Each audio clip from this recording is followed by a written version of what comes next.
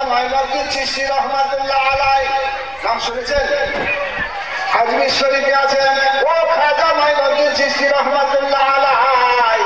উনি নামাজ পড়ার পূর্বে যখন উজু বানিয়ে নামাজ যখন পড়তে যাবেন, ওই নামাজ পড়ার সময় নামাজ পড়ার পরে রাত্রিবেলায় যখন ঘুমিয়ে গেছেন, বাস্তব সুবহানাল্লাহ আল্লাহর হাবিব স্বপ্নের মাধ্যমে দেখালেন, ও মাইনুদ্দিন শুনে রাখো, আজকে তুমি উজু বানাতে একটা উজুর মুস্তাহাবকে তুমি ছুটিয়ে দিয়েছ।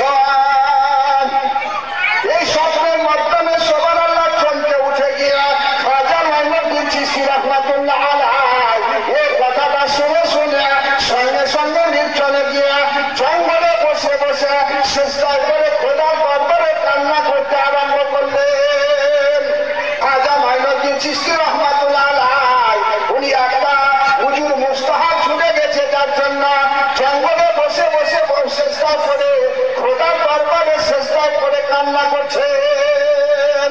কদিন ধরে কান্না করলেন, একদিন পর হয়ে গেল, দুদিন পর হয়ে গেল, 3 দিন পর হয়ে যখন যায়, খাজা মাইনুদ্দিন চিশতি রহমাতুল্লাহ আলাইহি সব থেকে বড় খাদেম, যিনার নাম খাজা শামসুদ্দিন রহমাতুল্লাহ আলাইহি, ওনার দরবারে এসে বলেন, হুজুর গো, আজকে আমরা সবাই 3 দিন থেকে না খেয়ে পড়ে আছি, হুজুর আপনার অপেক্ষায় আমরা আছি, আপনি সিজদা থেকে উঠে আমাদের সঙ্গে চলে আসুন, আমরা 3 দিন থেকে খাই না, পান করি না, কিছু করি না।